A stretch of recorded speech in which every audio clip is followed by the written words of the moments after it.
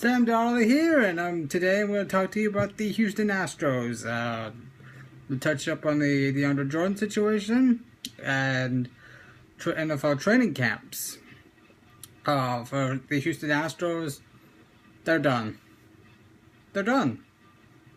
Obviously, George Springer is such a big part of their team. Jose Altuve can't lead the team. Correa can't lead. They can't pitch. They can't hit. They can't do anything right now. Their season is over. They're not gonna track the Angels in the AL West. I know a lot of people picked the Angels in the West this year, and rightfully so. They got a really good team. They're catching fire. They look like a playoff team. The Astros look like a bunch of amateurs out there. They do. They're done. I mean, they've had a good season so far. I think it's gonna be. Hey, the pressure of first place got to them. I think they're showing their true colors right now. I think they're still a team that's been a perennial loser for the last decade. Like I said, they can't pitch, they can't hit, they can't do anything. They've lost 3 out of 4 to the Indians. I know the Indians are built on pitching, but you're losing to the Indians.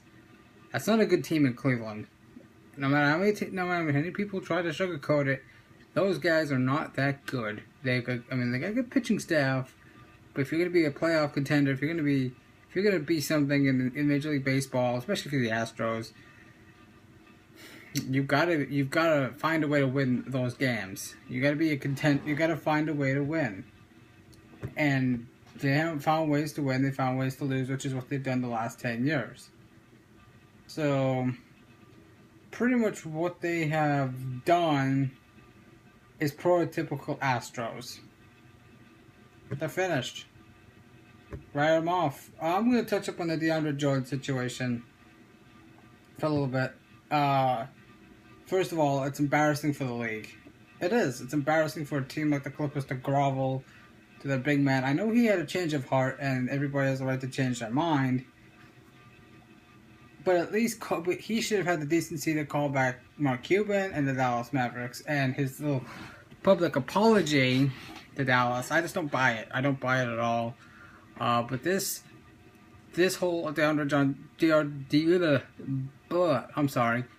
Jordan situation, it's embarrassing for the league because it just shows how pathetic a team is going to grovel over a player.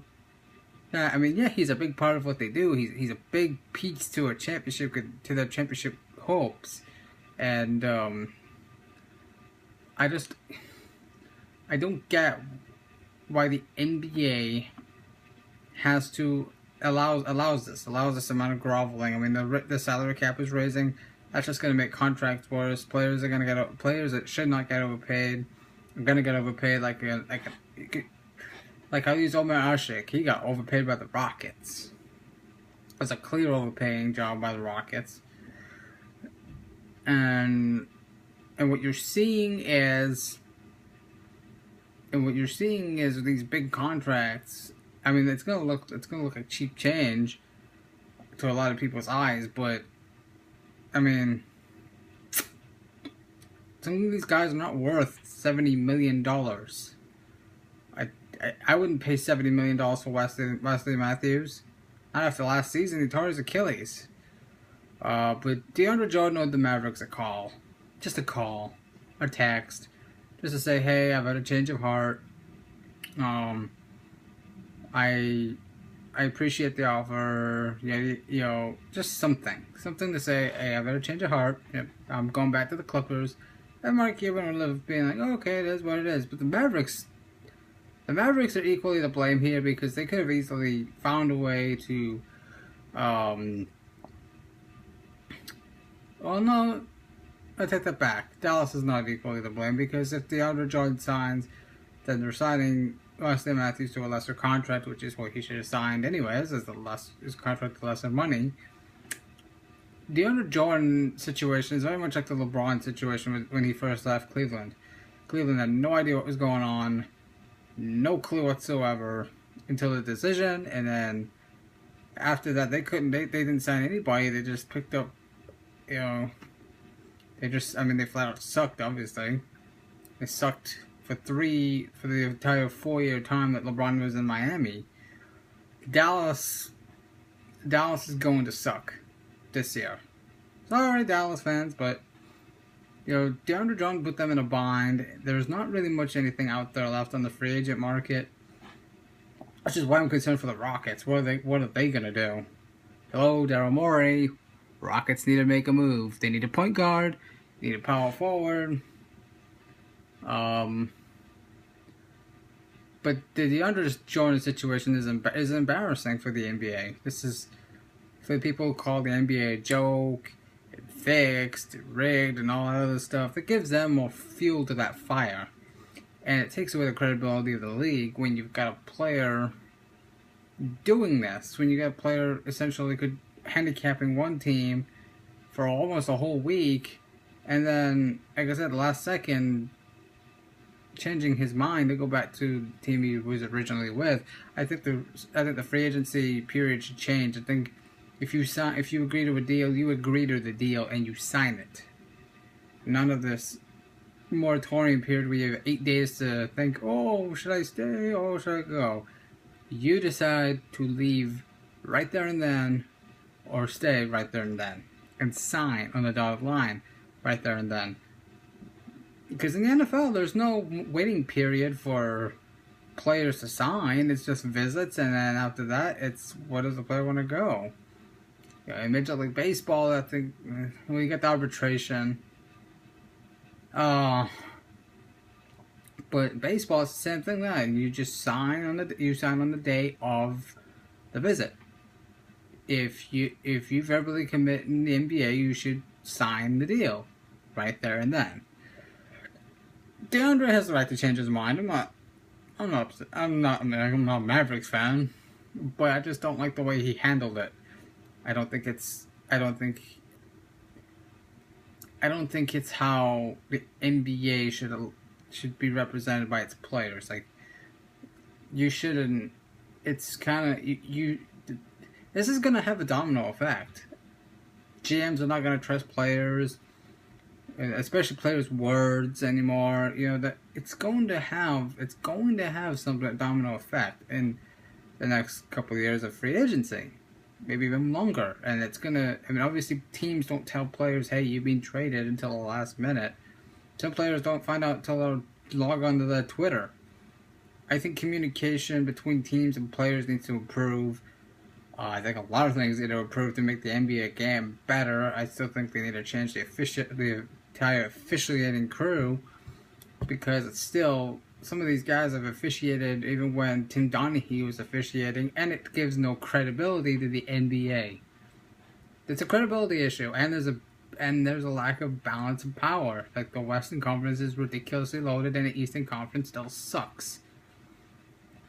It's not the imbalance of power, the referees, this whole Deandre Jordan situation. It just kind of gives fuel to the fire for the people who say the NBA is a joke, and it looks bad on the league. This whole thing, the whole situation is just bad. It's bad for both teams, and it's really bad for the Clippers. I mean, you grown men, for crying out loud. Do you really need to grovel to a grown man to change his mind at the last minute? And if you really wanted him back, why did you wait till the last minute to try and get him to come back? Was it because of JJ Redick saying you get an F for the offseason? You would have got an F for the offseason. You don't get... To me, I don't grade off-seasons. I don't believe in grading off-seasons, because the only way to know if you've had a good off-season is if the guys you get, the things you do in the off-season, translate to winning during the regular season and then the playoffs, and ultimately winning a championship. To me, it shows the problem that exists in the NBA. It's still a soft league. It's an ultra soft league. And the imbalance of power, the lack of respect between the players and coaches and owners and GMs, because there's clearly tension. There's clearly a line of tension there's clearly friction. And not every organization has a whole lot of friction. I mean, look at San Antonio, they're being a well-run organization. But I'm talking about communication between the players and the head coaches and the GMs. LeBron coaching the Cavaliers last year, that can't happen. Can't happen. It's a joke. It's a joke. And it shows why the NBA, people go, oh, I'd rather watch college basketball. Yeah, because the coaches coach and the players play. The players actually have... And there's honestly good communication between players and coaches, and and the games are honestly more exciting. They're a little more exciting than the NBA. The NBA is too much flopping, too much soft fouls, and it's a pretty weak sport. Sorry, but it is. NFL training camps are coming up. I'll have season previews for each division. I'm just going to go by divisions and teams. I'm going to break down how I think things will play out for each team in the league. I will say this, I'm pretty excited for the Texans. The Astros are not doing anything. The Rockets aren't doing anything. I mean, the Dynamo are hardly ever televised, and I would like to see them a little more going forward until the Astros prove that they can dominate a division and that they can play good playoff caliber baseball. I know you don't want to play. This is the time of year you want to start playing good baseball. You want to start playing like you're playing for a playoff spot and not playing like you're playing for last place in the division, because that's clearly how the Astros are playing. But their season's over, so I'll just wait till the Texans start. This has been Sam Darley with the Sam Darley Show. Thanks for watching.